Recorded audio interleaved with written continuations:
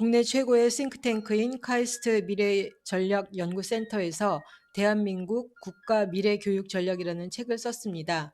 이 책에서 새로운 교육 패러다임으로 수용성 교육을 이야기하고 있는데요. 미래 교육의 새로운 패러다임, 수용성 교육이라는 부분을 한번 읽어보겠습니다. 사전에 의하면 수용은 어떠한 것을 받아들임이라 정의되고 있다. 그리고 수용성은 어떠한 것을 받아들이는 성질이라 정의할 수 있다. 교육의 성과는 이러한 수용성과 직접적으로 연관이 있다. 우리는 학교 현장에서 선생님의 가르침을 받아들이지 못하는 학생들을 본다. 모든 교육의 시작은 학생의 마음속에 받아들일 자세가 되어 있느냐 없느냐에 따라 달라진다. 그래서 교육의 시작은 수용성을 높이는 데서 출발해야 한다. 우리는 우선 학생이 받아들이고자 하는 마음이 들게 만들어 놓고 지식을 가르치는 교육을 수용성 교육이라 부르기로 한다. 아무리 좋은 교육을 해도 그것을 받아들일 수 있는 수용성이 높은 사람에게서만 기대하는 교육의 결과가 나온다.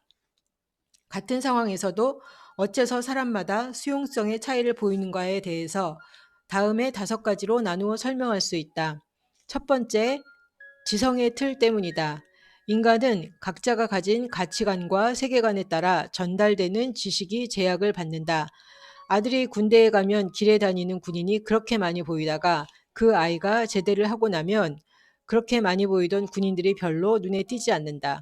학교에서 수업을 들을 때 어떤 학생은 시험에 나오는 중요한 것이 귀에 들리는데 어떤 학생은 시험에 나오지 않는 중요하지 않은 것이나 선생님이 농담한 것만 들린다.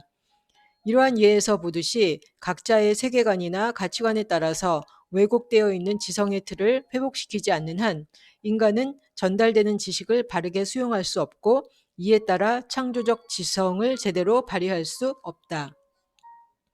두 번째, 인간 내면에 존재하는 마음의 틀 때문이다. 어떤 일에 부딪혔을 때 미리 마음으로 포기하고 부정적으로 보기 시작하면 그것을 바르게 직면하는 것이 어려워진다. 이미 마음으로 포기한 학생은 공부를 잘하기 어렵다. 학교에서 공부 시간에 잠을 자는 학생들을 살펴보면 꼭 몸이 피곤하기 때문은 아니다. 그렇게 졸던 학생들 대부분이 쉬는 시간 종이 울리면 눈을 번쩍 뜨고 잘 나가서 놀다가 10분이 지나 수업이 시작되면 다시 졸기 시작한다.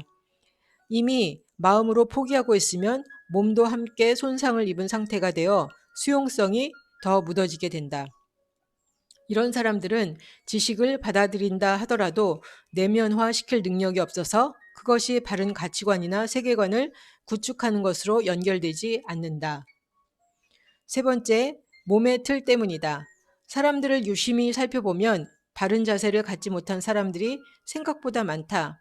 이런 사람들을 2개의 저울에 한 발씩 올려놓게 하여 몸무게를 측정하면 좌우 몸무게가 다르게 나온다.